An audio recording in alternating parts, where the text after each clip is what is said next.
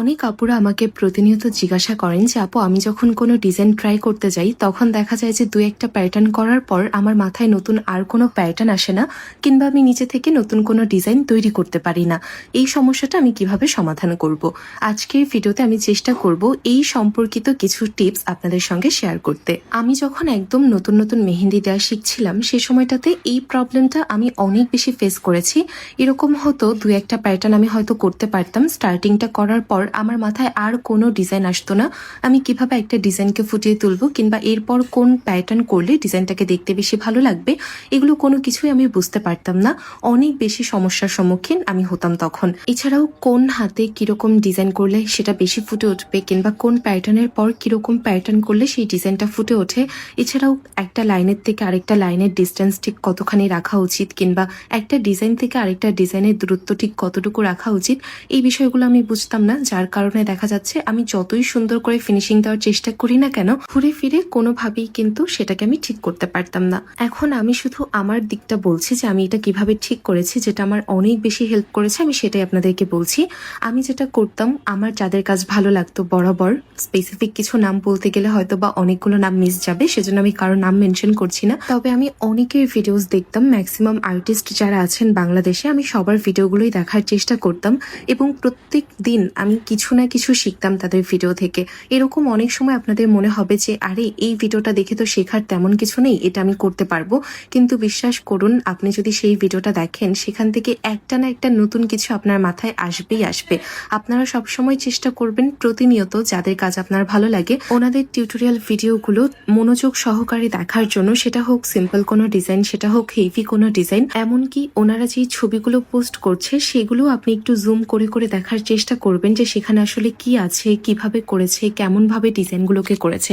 বিশ্বাস করুন আপনার কাছে মনে হতে পারে এটা খুবই সিম্পল একটা টিপস, কিন্তু না, যত আপনি তাদের ভিডিওগুলো দেখবেন তত আপনি বুঝতে পারবেন ওনারা মেহেদিটাকে কিভাবে ধরছে, কিভাবে করলে আমি আমার ডিজাইনটাকে আরো সুন্দর করতে পারবো। খেয়াল করার চেষ্টা করবেন প্রত্যেকটা আর্টিস্ট কিভাবে তার ডিজাইন স্টার্ট করছে, কিভাবে জয়েনিং করছে।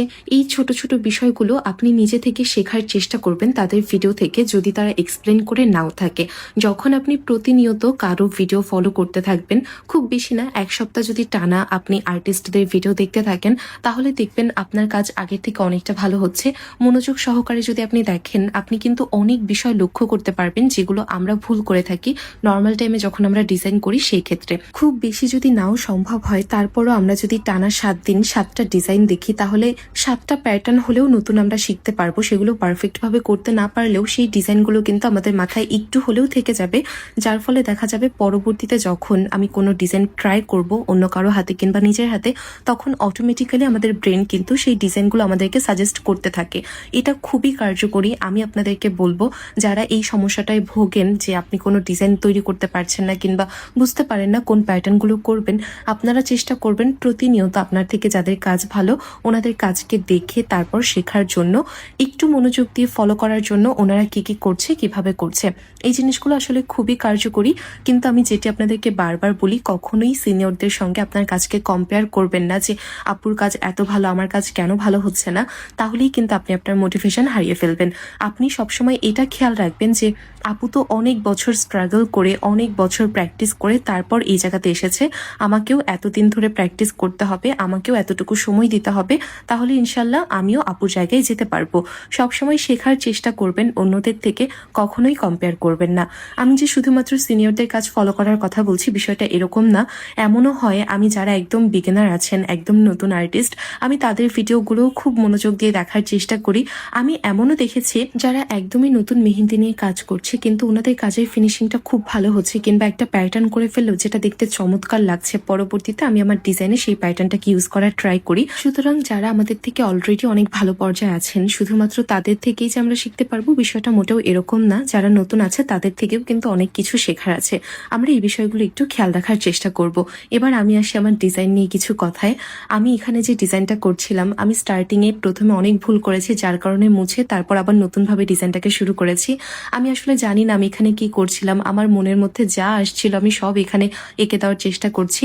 আমি এখানে প্রথমে কিন্তু একটু বোল্ড প্যাটার্ন রেখেছি, তারপর মাঝখানে একটু সিম্পল ডিজাইন রেখেছি, তারপর কিন্তু আবার ওই যে লোটাসগুলো আর্ট করেছি সেটা সম্পূর্ণটা বোল্ড করব। অর্থাৎ আপনারা একটু খেয়াল করলে দেখবেন আমি চেষ্টা করেছি যতটুকু সম্ভব ডিজাইনটা যাতে ফুটে ওঠে সেভাবেই কাজটিকে এগিয়ে নিয়ে যাওয়ার জন্য। আর তারপর অবশ্যই আমার ফেভারিট টার্কিশ গ্রিড আমি এখানে আঙুলে অ্যাড করে দিয়েছি। ফিঙ্গারের ডিজাইনটা কিন্তু খুবই সিম্পল ভাবে আমরা করেছি। যারা একটু মনোযোগ দিয়ে ভিডিওটা দেখেছেন আশা করছি তারা কিন্তু একবারেই পারবেন এই ডিজাইনটা হাতের মধ্যে চেষ্টা করলে। আসলে আমি যে দিনটাতে অনেক বেশি এক্সপেকটেশন নিয়ে বসে আমি নতুন কিছু ট্রাই করব, ঠিক সেই দিনটাতে আমার মাথায় আর কিছুই আসে না। আমি অনেক প্ল্যান করে রাখি যে আজকে এরকম একটা প্যাটার্ন করব, এরকম একটা ডিজাইন করব, নতুন কিছু ফুটিয়ে তোলার আমি চেষ্টা করব, কিন্তু ঘুরে ফিরে যেদিনটা এক্সপেকটেশন আমার খুব বেশি থাকে সেদিনটাতে আমার ডিজাইনের ফিনিশিং খুব খারাপ হয়। যাই হোক সেদিকটায় আমি আর না যাই। দেখতে দেখতে আমাদের ডিজাইন কিন্তু প্রায় শেষের পথে। এখানে প্রত্যেকটা ফিঙ্গারের ডিজাইন আমি একদম সিমিলার রেখেছি, কোনোটাই কিন্তু আমি চেঞ্জ করিনি। আমি জানি না বাকিদেরও এরকমটা মনে হয় কিনা, কিন্তু আমার মনে হয় যে প্রত্যেকটা ফিঙ্গারের ডিজাইন যদি আমি দেখতে একই রকম রাখি তাহলে সেই ডিজাইনটা ফুটে ওঠে খুব সুন্দরভাবে। আর প্রত্যেকটা আঙুলে যদি আমি ভিন্ন ভিন্ন ডিজাইন রাখি তাহলে সেটা আমার কাছে ব্যক্তিগতভাবে দেখতে ভালো লাগে না। আর সর্বশেষ আমি যে কাজটা এখানে করব খুবই সাবধানতার সঙ্গে আমি এই যে ফাঁকা অংশগুলো আছে সেগুলোকে ফিল করে দিব। এই কাজটা করার সময় কখনোই তাড়াহুড়ো করা যাবে না। এই কথাটা মনে হয় আমি 100 বার অলরেডি বলে ফেলেছি আপনাদের, তারপরও বললাম কখনোই ফিল আপের কাজ করার সময় তাড়াহুড়ো করা যাবে না। তাড়াহুড়ো করলে আমার মতো দেখা যাবে দু এক জায়গায় গ্যাপ থেকে যাবে। যেমনটা এই ডিজাইনেও আমি একটা ছোট ভুল করেছি যেটা অলরেডি আমি পোস্ট করেছিলাম, আপনারা অনেকেই ধরতে পেরেছেন কোথায় আমি ফিল করিনি। রিং ফিঙ্গারের নিচের একটা সার্কেল আমি ফিল করতে ভুলে গিয়েছিলাম, কারণ আমি তখন একটু তাড়াহুড়োর মধ্যে ছিলাম। আর এই যে ফিঙ্গারে যখন আমি ক্যাপ করছি, একজন ক্লায়েন্টের বাসায় একজন আপু আমাকে বলছিল ফিঙ্গার ক্যাপ করার সময় যে আপু তো আঙুলকে হিজাব পরাচ্ছে। তো যতবার এখন আমি এই ফিঙ্গারে ক্যাপ পরাতে যাই ততবার আমার ওই কথাটা মনে পড়ে যে আঙুলের মধ্যে আমি হিসাব পড়াচ্ছি। এখানে আমার দেখতে দেখতে ডিজাইন সম্পূর্ণ শেষ। আপনাদের কেমন লাগলো আজকে ভিডিওটি সেটা কিন্তু আমাকে অবশ্যই কমেন্ট করে জানাবেন। আল্লাহ হাফেজ।